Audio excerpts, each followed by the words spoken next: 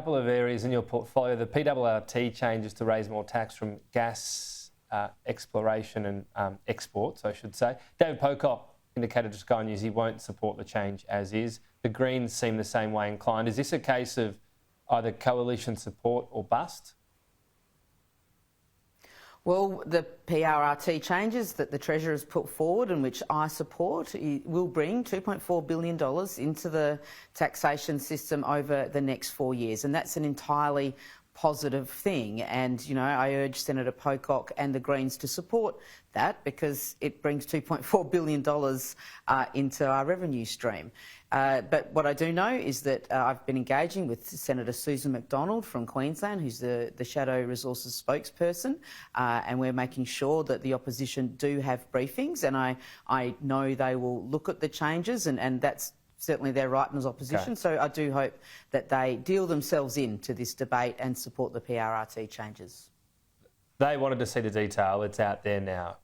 What's their inclination? Are they concerned? Which way do they seem to be breaking on this? Well, that's a matter for them, but I do hope that they engage with us. If they've got any questions, we're here to answer them, myself and the Treasurer's office. Does it feel positive, though? I am hoping they will support the changes. Yes, it does feel positive. They've been, Senator McDonald has been very constructive in her discussions with us around changes to the PRRT. All right, and if you have to go the other way and you have to try to reason with the David Pocock, Greens and others, would you countenance perhaps raising a bit more money than is currently on the table?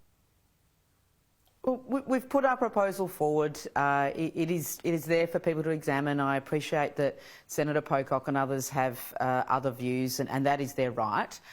We will persevere with the changes we've put forward, and we will seek the support of the Parliament for those changes. You've announced more carbon capture and storage sites across the country.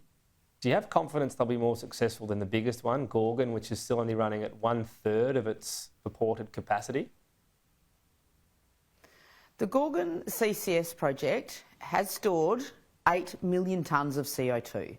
In anyone's language, that is a significant amount of CO2 that is not in the atmosphere and that is helping us tackle climate change. But it's a third of what it was aiming for.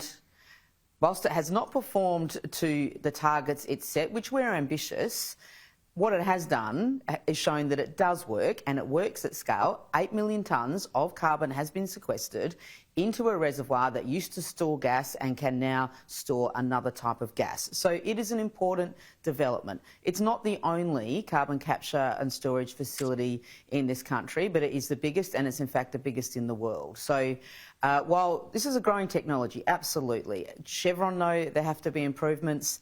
I want there to be improvements. There's research being conducted in Curtin University and CSIRO around different means of making sure CCS is captured and stored to take carbon out of the atmosphere.